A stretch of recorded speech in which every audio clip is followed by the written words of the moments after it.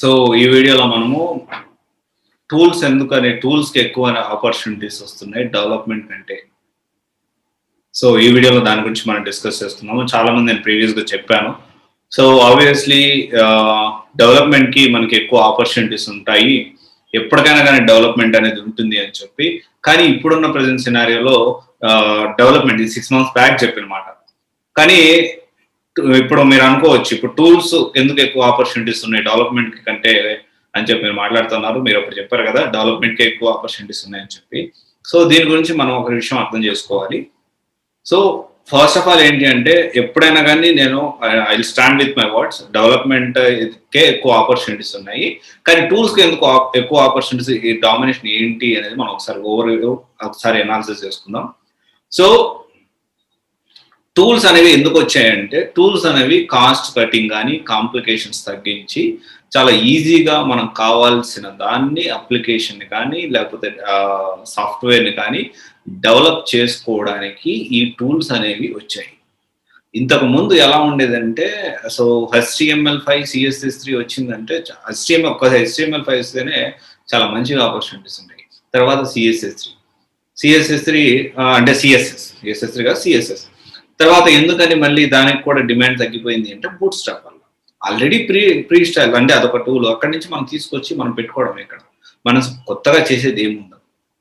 So అది complication అనేది తగ్గింది. సో ఇలాగా మనము ఇంకా ముందుకు వస్తే చాలా టూల్స్ అనేవి ఈ విధంగానే, అంటే టూల్స్ రావడం వల్ల, సో PHP ఎందుకు అవుట్డేట్ అయింది, వర్డ్ ప్రెస్ ఇలాంటి అంటే డ్రాగ్ అండ్ డ్రాప్ ఆప్షన్ సంబంధించిన వర్డ్ ప్రెస్ ద్వారా వెబ్సైట్ డెవలప్ చేసుకోవచ్చు, లేకపోతే ఇంకోటి ఇట్లాంటి చాలా వచ్చాయి. సో వీటి వల్ల ఏంటి అంటే, ఒకప్పుడు వెబ్సైట్ డెవలప్ చేయాలంటే 50,000 1,00,000 అయ్యేది. ఈ రోజు వెబ్సైట్ డెవలప్ చేయాలంటే 10 నుంచి 12,000 మాత్రమే ఖర్చు అవుతుంది. సో ఎందువల్ల, ఇక్కడ కాంప్లికేషన్స్ అనేవి తగ్గిపోయి ఈజీ అయిపోయింది, పని అనేది ఈజీ అయిపోయింది. పని ఈజీ అవడం వల్ల అందరూ ఎక్కువ మంది ఏం చేస్తారు, ఆబ్వియస్లీ టూల్ సైడ్ ప్రిఫర్ చేస్తారు. డబ్బులు తక్కువ అవుతున్నాయి, సేమ్ అవుట్పుట్ వస్తుంది ఆల్మోస్ట్. కొంచెం మేబీ చిన్న చేంజెస్ లేకపోతే కొన్ని చిన్న డ్రాబ్యాక్స్ తప్ప ఆల్మోస్ట్ మనకి పని అయితే అవుతుంది. సో ఇది మనం అర్థం చేసుకోవాలి. అట్ ది సేమ్ టైం ఏంటి అంటే, టూల్స్ రావడం వల్ల ఇప్పుడు దీనికి సంబంధించి కాంప్లికేషన్స్ అనేది తగ్గుతుంది. ఇప్పుడు ఎగ్జాంపుల్ స్నోఫ్లేకే చూసుకోండి. స్నోఫ్లేక్ ఎందుకని ఇప్పుడు బాగా ఆపర్చునిటీస్ ఉన్నాయంటే, ట్రెడిషనల్ డేటాబేస్ దానికి సంబంధించి కాస్ట్ అనేది ఎక్కువ అవుతుంది. ఆ కాస్ట్ కటింగ్ అనేది ఈ స్నోఫ్లేక్ వల్ల అవుతుంది. Not only Snowflake, AWS red shift అని, సో ఇలా ఇంకా వేరే కూడా ఉన్నాయి, ర్యాకిల్ అని, ఇంకా చాలా ఉన్నాయి.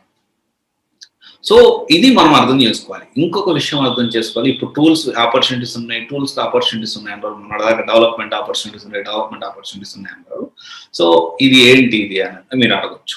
నేనేమంటానంటే, టూల్స్లో కూడా డెవలప్మెంటే ఉంటుంది, డెవలప్మెంట్ చేసే వాళ్ళకి ఎక్కువ ఆపర్చునిటీస్ ఉంటాయి. సో చాలా మంది ఇక్కడ మేము ఒక విషయం అర్థం చేసుకోవాలి, ఇక్కడ అడ్మిన్ ఎక్కువ ఆపర్చునిటీస్ లేవు. టూల్స్ కూడా దాన్ని దాన్ని డెవలప్ చేసే వాళ్ళకి, దాన్ని ఎండ్ టు ఎండ్ చేసే వాళ్ళకి, ఇది డెవలప్మెంట్ చేసి కోడింగ్ రాసే వాళ్ళకి ఎక్కువ ఆపర్చునిటీస్ ఉంటాయి.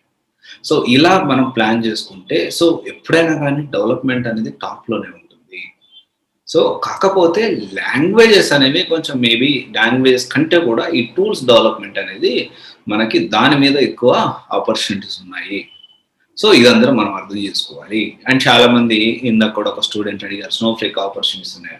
స్నోఫ్లేక్ ఆపర్చునిటీస్ ప్రెసెంట్ ఉన్నాయి. సో పర్లేదు, అంటే చాలా తక్కువ మందికి తెలుసు కాబట్టి ఆపర్చునిటీస్ ఉన్నాయి. If anyone wants to plan, they can plan. So ఇంకా ఇలాగా మనం ఏంటి అంటే, there are n number of domains ఉన్నాయి, n నెంబర్ ఆఫ్ టూల్స్ ఉన్నాయి.